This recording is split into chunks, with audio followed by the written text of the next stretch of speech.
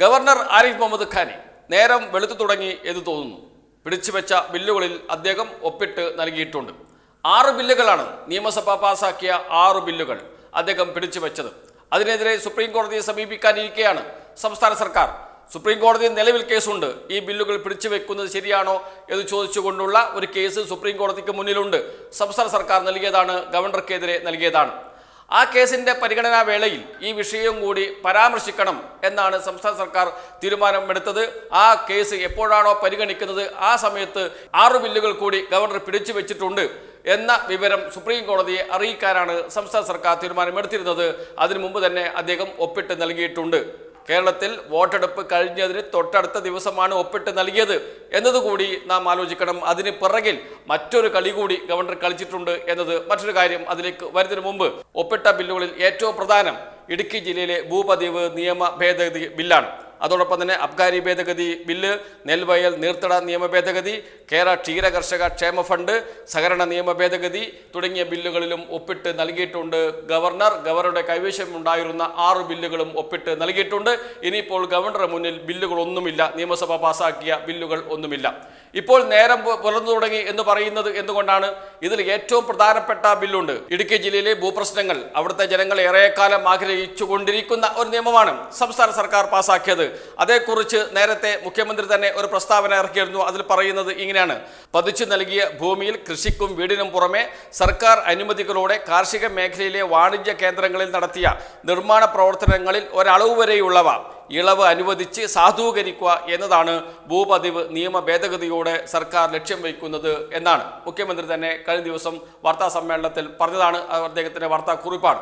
ഏതായാലും ഈ നിയമം വരുന്നത് ഇടുക്കി ജില്ലയിലെ സാധാരണ ജനങ്ങൾക്ക് ഏറെ ഉപകാരപ്രദമാകും. ആ ബില്ല് എത്രയും പെട്ടെന്ന് ഒപ്പിടണമെന്ന് സംസ്ഥാന സർക്കാർ ആവശ്യപ്പെട്ടിരുന്നു. എന്നാൽ അത് ഒപ്പിട്ട് നൽകാൻ നമ്മുടെ ഗവർണർ തയ്യാറായില്ല.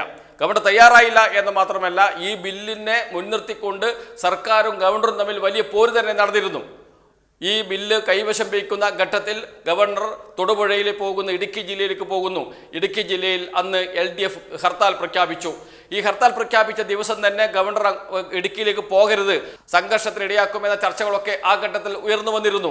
എന്നാൽ അതൊന്നും കണക്കിലെടുക്കാതെയാണ് ഗവർണർ തൊടുപുഴയിലേക്ക്, ഇടുക്കി ജില്ലയിലെ തൊടുപുഴയിലേക്ക് പോയത്. അത് വലിയ പ്രശ്നമായിരുന്നു, വലിയ വാർത്തയായിരുന്നു. ഇടുക്കി ജില്ലയിലേക്ക് പോകുന്ന ഘട്ടത്തിൽ വഴിനീളെ SFI പ്രവർത്തകരും DYFI പ്രവർത്തകരും കരിങ്കൊടി കാണിച്ചിരുന്നു. അതോടൊപ്പം തന്നെ ബാനർ ഉയർത്തി പ്രതിഷേധിച്ചിരുന്നു. ഈ പരിപാടി നടക്കുന്ന വ്യാപാരി വ്യവസായി ഏകോപന സമിതിയാണ് തൊടുപുഴയിൽ പരിപാടി സംഘടിപ്പിച്ചത്. അവരുടെ ക്ഷേമ പദ്ധതിയായ കാരുണ്യ എന്ന പദ്ധതിയുടെ ഉദ്ഘാടനം ആ പരിപാടി നടക്കുന്ന വേദിയിലേക്ക്, ഗവർണർ പങ്കെടുക്കുന്ന ആ ഹാളിനടുത്തേക്ക് DYFI പ്രവർത്തകർ മാർച്ച് നടത്തുകയും ചെയ്തിരുന്നു. മാർച്ച് പോലീസ് തടഞ്ഞു. അങ്ങനെ സംഘർഷത്തിലേക്ക് ഒന്നും പോയില്ലെങ്കിലും ഗവർണർക്കെതിരെ പ്രതിഷേധം ഇരമ്പിയിരുന്നു ആ ഹർത്താൽ ദിനത്തിലും. അതോടൊപ്പം തന്നെ DYFIയും SFIയും ഒക്കെ നടത്തിയ പ്രതിഷേധത്തിലുമൊക്കെ. എന്തുകൊണ്ടാണ് ഇത്തരത്തിലൊരു പ്രതിഷേധം ഇടുക്കിയിൽ നടന്നത്? ഈ ബില്ലിൽ ഒപ്പിടാതെ ഗവർണർ പിടിച്ചു വെച്ചതിന് എതിരെയായിരുന്നു. ഈ ബിൽ പിടിച്ചു വെച്ചതിന് ശേഷമാണ് അദ്ദേഹം ഇടുക്കിയിലേക്ക് പോയത്. ആ പ്രതിഷേധം ഇടുക്കി ജനത ഗവർണറെ അറിയിക്കുകയും ചെയ്തിരുന്നു. എന്നിട്ടും അദ്ദേഹം ഒപ്പിട്ടിരുന്നില്ല. അതുമാത്രമല്ല, ഇടുക്കിയിലെ ജനങ്ങൾ രാജ്ഭവനിലെ മുന്നിലേക്ക് വന്ന് മാർച്ച് നടത്തുകയും അവിടെ സത്യാഗ്രഹം ഇരിക്കുകയും ഒക്കെ ചെയ്യേണ്ടി വന്നു. അപ്പോഴും ഗവർണർ ഒപ്പിട്ട് നൽകാൻ തയ്യാറായില്ല. ചില പരാതികൾ ലഭിച്ചിട്ടുണ്ട്, അതുകൊണ്ട് ഒപ്പിട്ട് നൽകാൻ കഴിയില്ല എന്ന നിലപാടാണ് ഗവർണർ സ്വീകരിച്ചത്. ഇതിൽ UDF പിന്നീട് ഒരു ഇരട്ടത്താപ്പ് സ്വീകരിക്കുകയും ചെയ്തു. നിയമസഭ ഏകകണ്ഠമായി പാസാക്കിയ ബില്ലാണ്. ആ ബില്ല് പാസാക്കിയതിനു ശേഷം ബില്ലിൽ ഒപ്പിടുന്നതിന് എതിരെ ഇടുക്കിയിലെ MP തന്നെ രംഗത്ത് വന്നതൊക്കെ നാം കണ്ടതാണ്. അത്തരത്തിലുള്ള പ്രതിഷേധം UDFിന്റെ ഭാഗത്തു നിന്ന് ഉണ്ടായതൊക്കെ നാം കാണുകയും ചെയ്തതാണ്. അത് ഇരട്ടത്താപ്പാണ് എന്ന വിമർശനം ആ ഘട്ടത്തിൽ തന്നെ ഉയർന്നു വരികയും ചെയ്തിരുന്നു. ഇങ്ങനെ സർക്കാരിനെതിരെ ഒരു നേരിട്ട് ഏറ്റുമുട്ടൽ ഗവർണർ നടത്തിയിരുന്നു ഈ ബില്ലിൻ്റെ പേരിൽ. അതുകൊണ്ട് തന്നെയാണ് ഇത് വലിയ ചർച്ചയായി മാറുകയും ചെയ്തത്.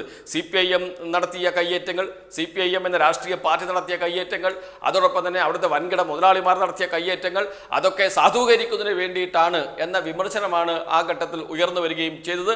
എന്നാൽ അതൊന്നും അല്ല, ഇത് സാധാരണക്കാർക്ക് വേണ്ടിയുള്ളതാണ് എന്ന വാദം അന്ന് തന്നെ LDF മുന്നോട്ട് വെക്കുകയും ചെയ്തിരുന്നു. അതെല്ലാം തള്ളിക്കളഞ്ഞുകൊണ്ടാണ് ഇത്തരമൊരു തീരുമാനത്തിലേക്ക്, ഈ ബിൽ പിടിച്ചുവെക്കുന്ന തീരുമാനത്തിലേക്ക് ഗവർണർ പോയത്. ഇപ്പോൾ ഗവർണർ അതിന് ഒപ്പിട്ട് നൽകിയിരിക്കുന്നു. ഒപ്പിട്ട് നൽകിയപ്പോഴും ആ ഒപ്പിട്ട് നൽകാൻ സ്വീകരിച്ച സമയമുണ്ട്. ആ സമയത്തിന് ചില പ്രത്യേകതകളുണ്ട്. കാരണം ഈ വോട്ടെടുപ്പിന് മുമ്പ് അല്ലെങ്കിൽ ഇലക്ഷന് മുമ്പ് ഒപ്പിട്ട് നൽകിയാൽ അതിൻ്റെ ഗുണം LDFന് കിട്ടിപ്പോകുമോ? അങ്ങനെ കിട്ടരുത് എന്ന ദുഷ്ടലാക്കും കൂടിയുണ്ട് ഈ ബിൽ നീട്ടിക്കൊണ്ടുപോയതിന് പിറകിൽ. അതുകൊണ്ടാണ് വോട്ടെടുപ്പിൻ്റെ തൊട്ടടുത്ത ദിവസം ഒപ്പിട്ട് നൽകിയത്. അതല്ലെങ്കിൽ നേരത്തെ നൽകാമായിരുന്നു. എന്തുകൊണ്ടാണ് നൽകാതിരുന്നത്? നൽകിയാൽ അത് ജനങ്ങൾക്ക് വലിയ ആശ്വാസമാകും. ഇടതുപക്ഷ മുന്നണി അവരുടെ പ്രകടന പത്രികയിൽ പറഞ്ഞ കാര്യമാണ്. അത് അവിടെ വലിയ ചർച്ചയായി മാറും, ഇടുക്കിയിൽ വലിയ ചർച്ചയായി മാറും. അത് ഈ ഇലക്ഷനിൽ LDFന് ഗുണകരമാകും. അങ്ങനെ യാതൊരു ഗുണവും LDFന് കിട്ടിക്കൂടാ എന്ന് ഉറച്ച് വിശ്വസിക്കുന്ന ഒരാളാണ് ഗവർണർ ആരിഫ് മുഹമ്മദ് ഖാൻ എന്ന് എല്ലാവർക്കും അറിയാം. ഏതൊക്കെ സമയങ്ങളിൽ മുഖ്യമന്ത്രിയെയും സർക്കാരിനെയും വിമർശിക്കാൻ കിട്ടുമോ ആ സമയങ്ങളിലെല്ലാം അത് ഉപയോഗിക്കുന്ന ആളാണ് ഗവർണർ ആരിഫ് മുഹമ്മദ് ഖാൻ. അതുകൊണ്ട് തന്നെയാണ് ഈ ബില്ല് ഒപ്പിടുന്നത് നീട്ടിക്കൊണ്ടുപോവുകയും ലോക്സഭാ തെരഞ്ഞെടുപ്പിന് ശേഷം ഒപ്പിട്ട് നൽകുകയും ചെയ്തത് എന്ന് നാം മറന്നു പോകരുത്. അതോടൊപ്പം തന്നെ ഗവർണർക്ക് ചില നിരാശകളൊക്കെ ഉണ്ട്. ഗവർണർ പല മോഹങ്ങളും കൊണ്ട് നടന്ന ആളാണ്. അദ്ദേഹത്തിന് ഉപരാഷ്ട്രപതി സ്ഥാനത്തേക്ക് താല്പര്യമുണ്ടായിരുന്നു എന്ന വാർത്തകൾ വന്നിരുന്നു. അതോടൊപ്പം തന്നെ അദ്ദേഹം UP യിൽ മത്സരിക്കാൻ പോവുകയാണ്, അങ്ങനെ കേന്ദ്രമന്ത്രിയാകാൻ പോവുകയാണ് എന്ന വാർത്തകളൊക്കെ വന്നിരുന്നു. എന്നാൽ BJP ഇതൊന്നും പരിഗണിച്ചില്ല. അതിനു വേണ്ടിയിട്ടാണ് സർക്കാരിനെതിരെ ഈ ഏറ്റുമുട്ടൽ നടത്തുന്നത് എന്ന വാർത്തകളും വന്നിരുന്നു. ഒരു ഘട്ടത്തിൽ മുഖ്യമന്ത്രി പിണറായി വിജയൻ തന്നെ പറഞ്ഞിരുന്നു അദ്ദേഹത്തിന് ചില താല്പര്യങ്ങളൊക്കെ ഉണ്ടാകും, അതിനു വേണ്ടിയിട്ടാണ് അദ്ദേഹം ഇങ്ങനെയൊക്കെ പ്രവർത്തിക്കുന്നത് എന്നാണ് ഞാൻ കരുതുന്നത് എന്ന് മുഖ്യമന്ത്രി തന്നെ ഒരു ഘട്ടത്തിൽ പറയുന്ന അവസ്ഥ പോലും ഉണ്ടായിരുന്നു. പക്ഷേ എല്ലാം കഴിഞ്ഞു, അദ്ദേഹത്തിന് സീറ്റ് നൽകിയില്ല. അദ്ദേഹത്തിന്റെ ആവശ്യങ്ങളൊന്നും BJP കേന്ദ്ര നേതൃത്വം അംഗീകരിച്ചില്ല. അതുകൊണ്ട് തന്നെ അദ്ദേഹത്തിന് ഇപ്പോൾ നേരം വെളുത്തു എന്ന് പറയാൻ കഴിയുമോ എന്ന ചോദ്യവും ഉയരുന്നുണ്ട്. ആ ഘട്ടത്തിൽ പോലും അദ്ദേഹത്തിനെ ദുഷ്ടതലാക്കി നോക്കണം. എന്തുവെച്ചാൽ ഈ വോട്ടെടുപ്പിന് മുമ്പ് ഇത് ഒപ്പിട്ട് നൽകിയാൽ അത് LDFന് ഗുണകരമാകും, അത് പാടില്ല എന്ന രാഷ്ട്രീയ ദുഷ്ടലാക്ക് അദ്ദേഹത്തിന് ഉണ്ടായിട്ടുണ്ട് എന്ന വിമർശനവും ഇപ്പോൾ ഉയർന്നു വന്നിട്ടുണ്ട്. ഏതായാലും ഒരു വലിയ തർക്കത്തിന് വിരാമമായിട്ടുണ്ട്.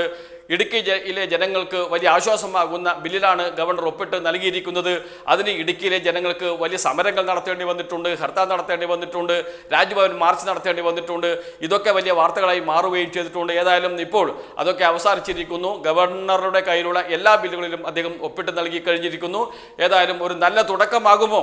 ഇനി അങ്ങോട്ട് ഗവർണറും സർക്കാരും തമ്മിൽ രമ്യതയോടെ കാര്യങ്ങൾ അങ്ങോട്ടും ഇങ്ങോട്ടും സംസാരിച്ച് തീർത്ത് പ്രശ്നങ്ങൾ പരിഹരിച്ച് പോകുമോ എന്ന ചോദ്യമൊക്കെ ഉയരുന്നുണ്ട്.